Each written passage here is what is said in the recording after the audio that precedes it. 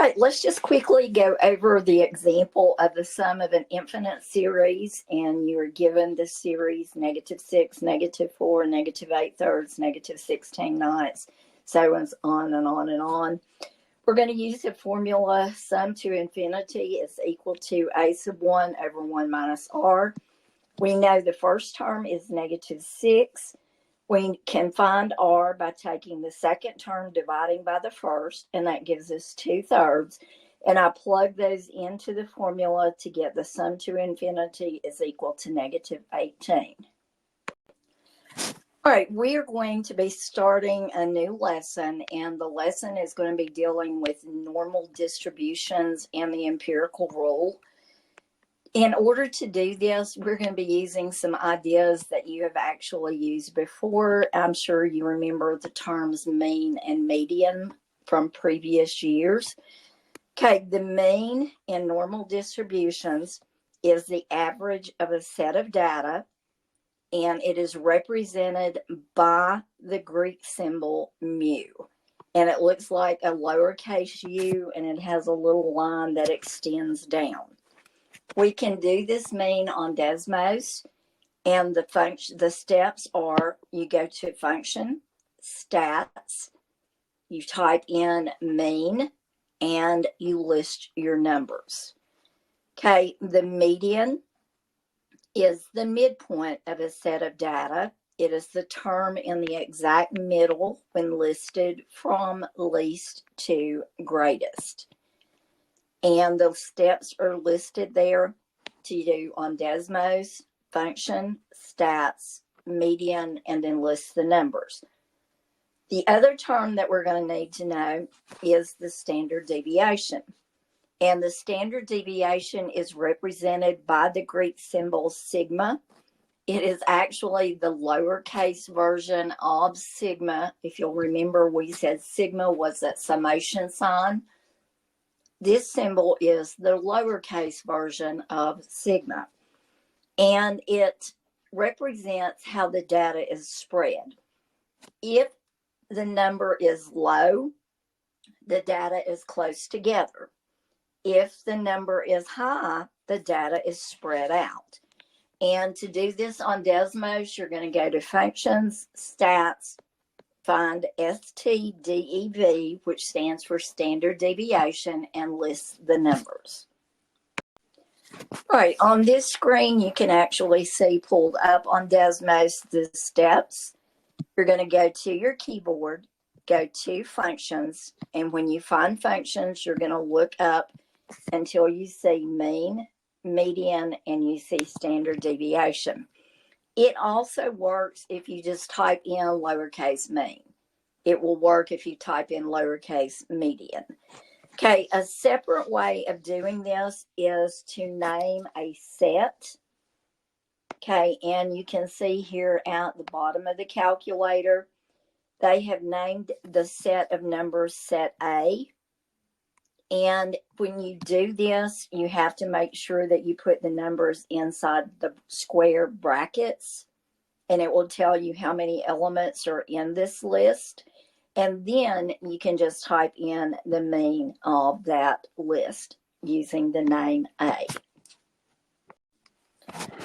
All right, we are going to talk about the normal curve.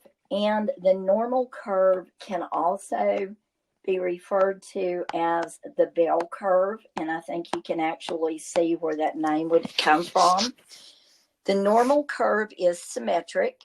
It is a bell-shaped single peak curve, 3 standard deviations above and below the mean.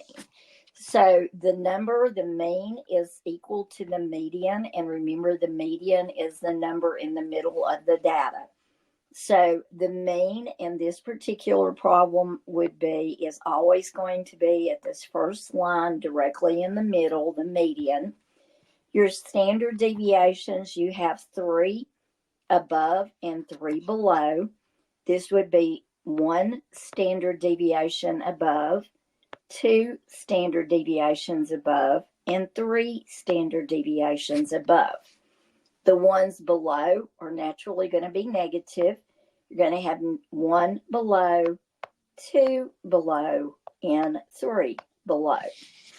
The notation for the normal curve is going to be a capital N, and in parentheses, you're going to have the mean and the standard deviation.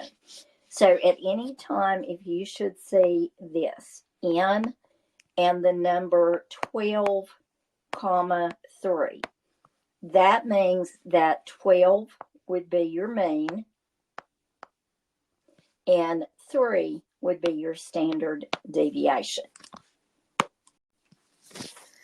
All right, taking the normal distribution a little bit further, we're going to talk about what the empirical rule is. Okay, the empirical rule says that 68% of the data falls within one standard deviation of the mean. So that means that from one deviation above to one deviation below, you are going to have 68% of the data.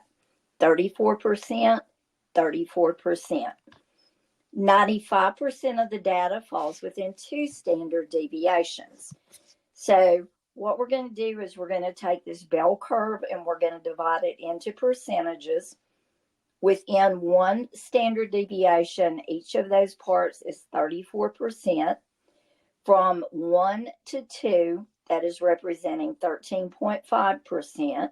So there's going to be 13.5 above 1 to 2 and 13.5 below 1 to 2. And then in between 2 and 3 standard deviations, this is going to be 2.35% of the data. So the empirical rule is 68, 95, 99.7%. 68% within one standard deviation, 95% within 2, and 99.7 within 3. All right, on this one, we are finding the mean for the set of data 4713922. So I'm going to go to functions, scroll down to statistics, and I'm going to choose mean. In that parentheses, I'm going to type in the numbers 4 and then separate by commas, 7, 1,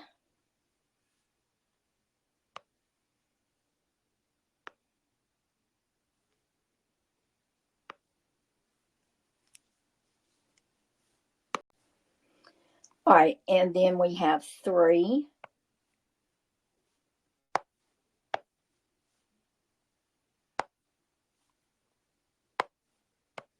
and we have 9, 2, 2. All right, and I did not put a comma in between 3 and 9. All right, so we can see that when we type these in, that we are going to end up with a mean of 4. Now, on a small set like this, we all know that the mean is the average. You could have taken 4 plus 7 plus 1 plus 3 plus 9 plus 2 plus 2, added those together, divided by 7, and you would have ended up with 4. All right, so I have gone ahead and typed this in. I went ahead and typed it in before the recording. And I went to functions, standard deviation, clicked on that, and typed in the numbers inside parentheses, separated by commas. And we can see that the standard deviation is 3.8. And it has been rounded. All right, on this slide, you are given a set of data. And you are asked to find 3 separate things. You are asked to find the mean, the median, and the standard deviation. So in order to do this, it makes sense that instead of typing in that list of data 3 times, that you would type it in. So I've typed it in as A is equal to. You have to make sure to put it inside brackets. I've listed all of the numbers, and it tells me that A is an 11 element set. So what I'm going to do at this point is I'm just going to go to the second screen, and I'm going to type in parentheses the name of the set. So I have typed in the mean of A, and you see that the mean of A is 7. Okay, I'm now going to find the median. So I'm going to go to Functions, Median. And we need to do this in the separate box. So I'm going to go below that and do Functions, Median. And I'm going to type in A. And close my parentheses. And the median is 6. I am then going to go to standard deviation. So I'm going to go to statistics, click on standard deviation, tell it that I want the standard deviation for list A, and it tells me that this is going to be 4.51 and a big long decimal. So we would probably go ahead and just round that to 4.5. So our mean is 7. Our median is 6, and our standard deviation is going to be rounded to 4.5. All right, we are asked to draw the normal curve using this given information. Remember that N represents the normal distribution. When you have it in this notation, the 12 is going to represent the mean of this set of data, and the 3 is going to represent the standard deviation.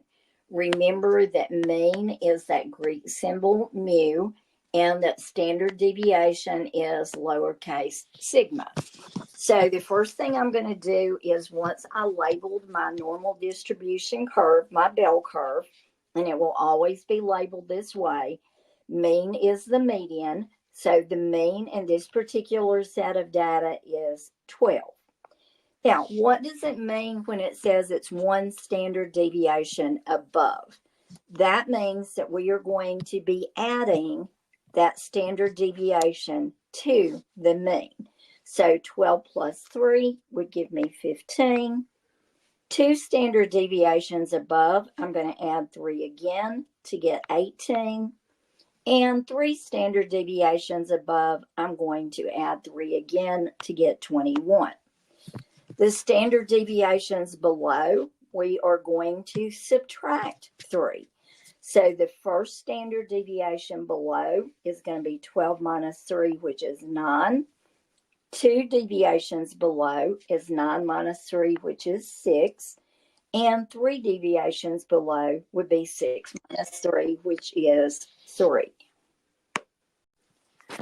Right, in this example, we are told that a sample of women is found to be normally distributed with an average height of 64.5 inches and a standard deviation of 2.5 inches. Where do 95% of the women fall? So what I'm going to do is I'm going to draw my curve. I know that my mean is 64.5. My standard deviation is 2.5. So 1 standard deviation above is going to be at 67. 2 standard deviations above would be 69.5. And 3 above would be 72. I have 1 below. I'm going to subtract 2.5 from 64.5 to get 62.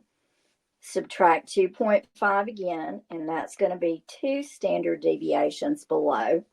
And 3 standard deviations below, I'm going to subtract 2.5 again.